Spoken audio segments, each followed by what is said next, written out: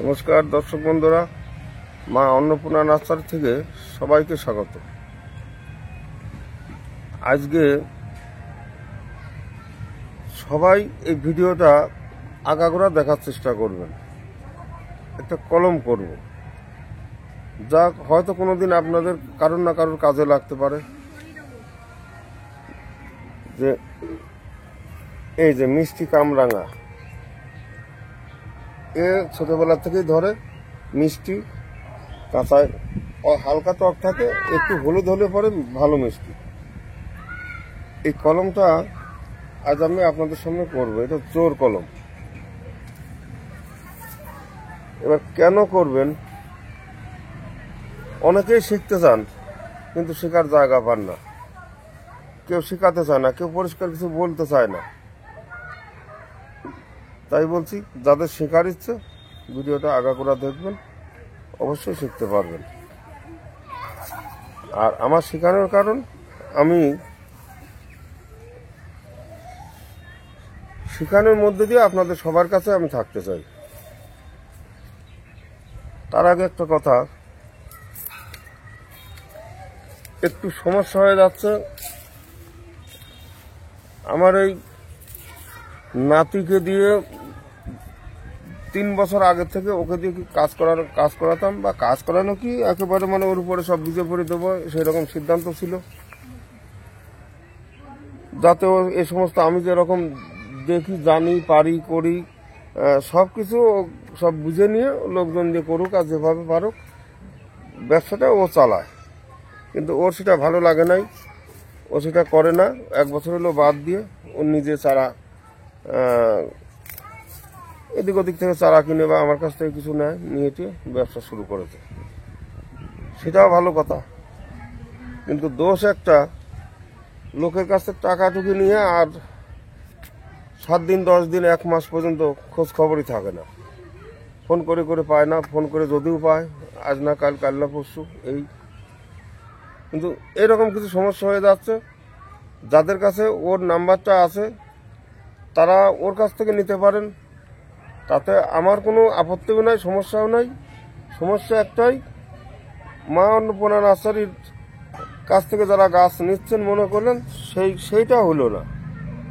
আর সেইটার জন্য আপনি ওর কাছ থেকে নিলে পরে ভালো মন্দ যা দায় দাবি সেসবই ওর কাছেই করবেন। ওর নাম্বার 6297950070। আরও একটা নাম্বার কি যেন আছে,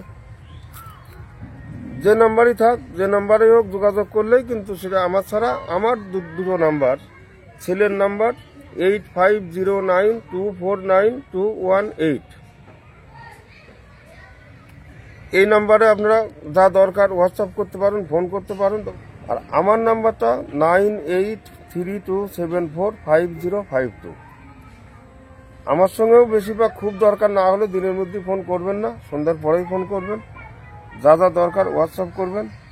আমার কাছে যা যা আছে, যদি কারোর ভালো লাগে নিতে চান, গাছ, আম গাছ হোক, যে গাছই হোক, ছোট বড় বা কীরকম বড়, একটু উল্লেখ করে হোয়াটসঅ্যাপে লিখে পাঠাবেন, তাহলে পরে সুবিধা হবে।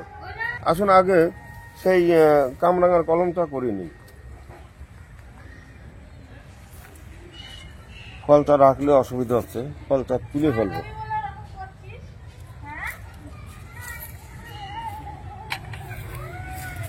ভারীর জন্য অসুবিধা হচ্ছিল।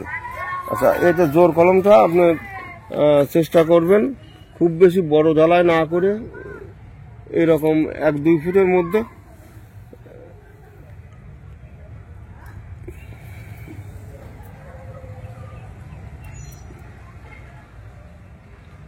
দুই ইঞ্চি বা তার একটু বেশি চিরলাম।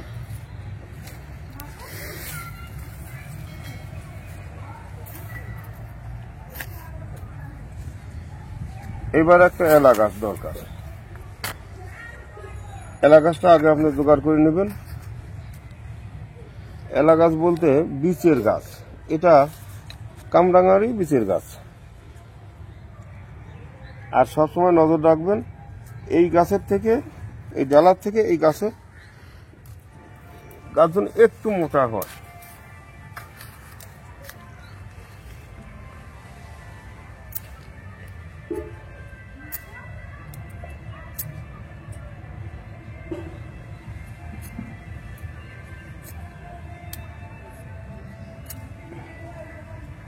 চেষ্টা করবেন এক টানে কাটবেন, সমান যেন হয়। আর সমানভাবে কাটতে হলে পরে অবশ্যই ভালো চাকু দরকার। কমা চাকু ভালো করে কাটলো না, উঁচু নিচু হয়ে গেল, এরকম চাকু দিয়ে কাজ করলে আপনি কিন্তু সহজে শিখতে পারবেন না। শেষে বলবেন যে আমি তো বারবার চেষ্টা করছি, হচ্ছে না। এবার ধরুন আমি এর ভিতরে 30-35 বছর আছি, আমি যা যা পারি, যেটুকু পারি, মুখে তো বলি আমি করি, আমি পারি, কিন্তু এই চাকু যদি ভালো না হয় তাহলে কিন্তু আর আমি কিছুই পারবো না।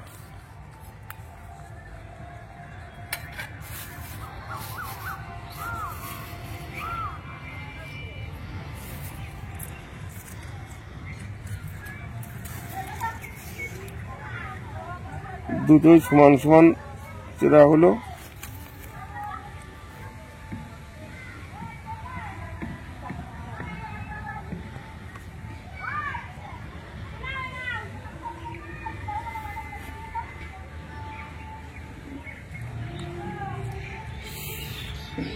সমানভাবে সেট করবেন।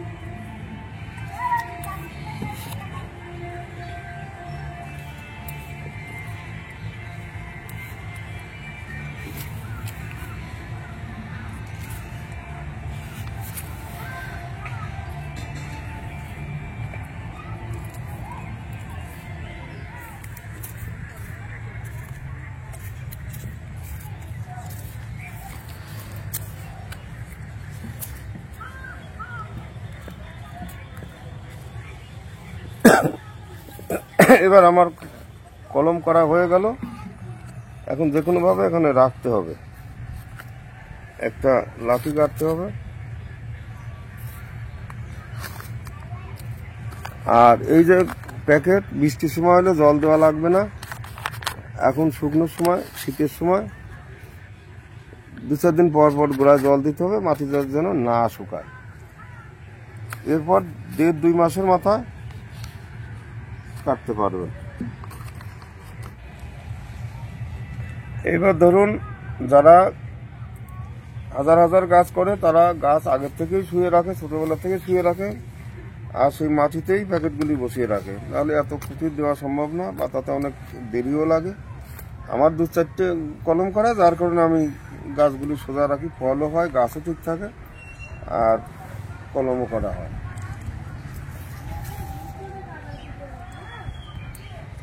এবার প্রায় সব কিছুই সারা, আমি থাকবে 1.5-2 মাস, তারপর আমি গাছের ডালার থেকে কাটব। দর্শক বন্ধুরা, সবাই ভিডিও দেখতে থাকুন। আবার দেখা হবে অন্যদিন কোনো কলম নিয়ে। আজ এখানে এই পর্যন্ত, নমস্কার।